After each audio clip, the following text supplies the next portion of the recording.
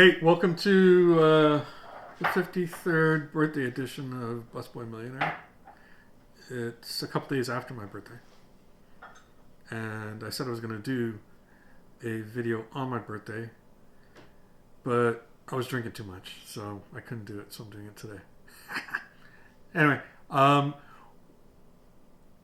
this is December 14th, 2020. 1998 in December, I bought my first house. Oops, sorry, we lost one of the props there. It's fine. It'll be okay. There it is. That's my celebratory prop for Yoda. But don't worry, it's fine.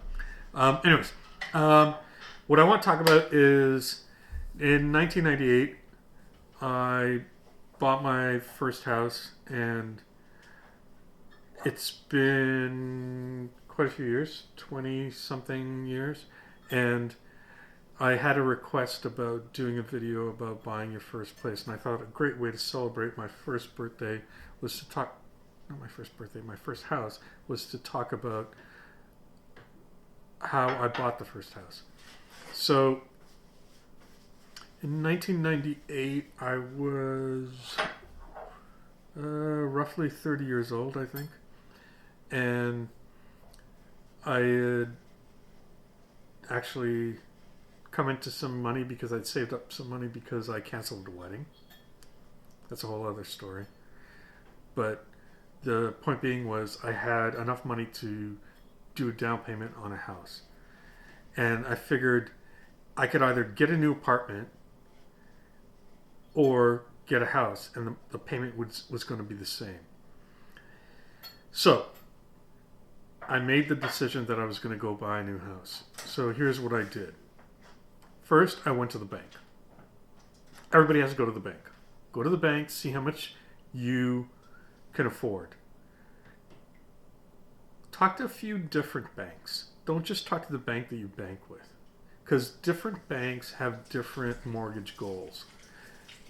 Depending on what their year is looking like, they want to either get a lot of mortgages or they don't want to be into mortgages. And then after you go to a few banks, then go to a mortgage broker. Ask people that have a home, have had mortgages, and talk to them about, have you used a mortgage broker? Or what are the banks that you've used? Speak to them. So do that research. So that's number one. So then you're going to figure out how much money you have to go shopping. After you figure that out, then get a real estate agent. How do you find a real estate agent? Go talk to your friends that have houses or family that have houses and the real estate agents they've worked with. Then also go through, remember all those mail that you get from real estate agents. If you've kept any of them, look them up. Talk to those people. And then when you're talking to real estate agents, you got to also talk to them like you're interviewing them. They're working for you. I have relatives and good friends that are real estate agents, and they're awesome, but you need to really interview your real estate agent and set expectations with them about what you are expecting from them and what they're expecting from you. There is a thing with real estate agents that you can sign an agreement that you're going to be with that agent for the time that you're going to work with them. Don't sign it until you talk to them and you get a good sense of what kind of agent they're going to be and how they're going to work with you. Because once you sign that agreement, if you work with that agent and then you don't like them, and then you move on to another agent and you buy a house, that agent still has the right to take some of the commission because you signed that agreement. So make sure you feel really, really comfortable with the agent that you're working with.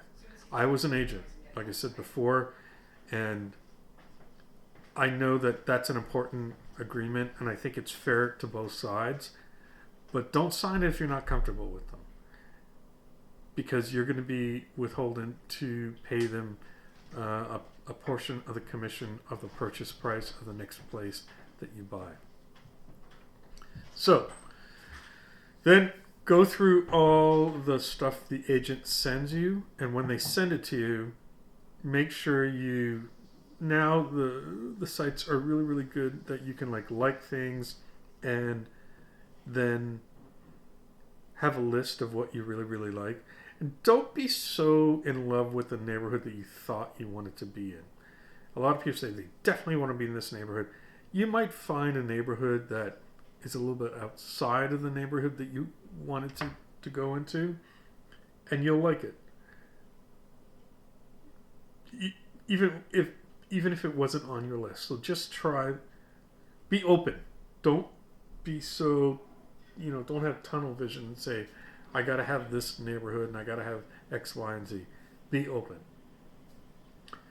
So after you go through that list with your agent and you've got stuff, set up some appointments. Try to group your appointments on one weekend or one day and just go bang, bang, bang, just to make sure you're using your time efficiently, and then go through the units. As you go through the different houses, try to keep track of what you're looking at. It gets overwhelming. You will look at stuff and go, oh, was this house on this street, or was it this house, or was it that? So try to keep a list. Somehow keep track of it. Take pictures yourself and say, okay, I went to 308 Harvard Street and these are the pictures. And make a note. I like this listing because of this reason. And then I like this listing because of this reason. I like this listing. But you need to keep track of it because it's going to get overwhelming. So once you have looked at all these places, then take a breather and talk about it and look at the numbers and see how the numbers are looking. Because I'm a big real estate investor that likes multiple units, I'm a big fan of places that are going to have places you can rent out. So when you're buying your first place, and it's going to be a challenge, if you can find a place that's going to have a basement apartment, or it's 2 units or 3 units, and you can live in one and you can rent out the other ones, I highly suggest that. And then you can start investing without having to put all the money in yourself. So those places are top priority for me. And if you can find those are great. And if you just want to get a single family home, that's great too, with the potential to put in a basement apartment or something like that. That's also good. So you have to think ahead. You don't want to just go in all the way that you're paying for everything. If you can just get a place that's going to have multiple units and it's going to help you pay for stuff, you're going to be ahead of the game. And that will get you to your next investment. So also, while you're watching this, hope you want to subscribe. You can subscribe and like the video. That'd be awesome. And you're going to see some links to other videos that I have that are going to be coming up on the screen in the next little while. But I hope you like this, and I hope you got some value out of it. Getting your first home isn't that hard. It feels hard because it's the biggest investment you'll ever make. But after you get it and you get over that hump, when you're looking to go buy new places and invest further, it's going to feel easier. You just have to get over the first hump. And I get it. I did it myself. I did it on my own. I didn't have a partner at the time. And now, luckily, I do have my wife, and we can invest in things together. And it feels good that you have a partner to go forward and do that. But you can do the first one. And you can do it on your own, or you can do it with a partner. Okay, check out the video. Hopefully, you'll like the next one. Thank you very much. Busboy Millionaire out.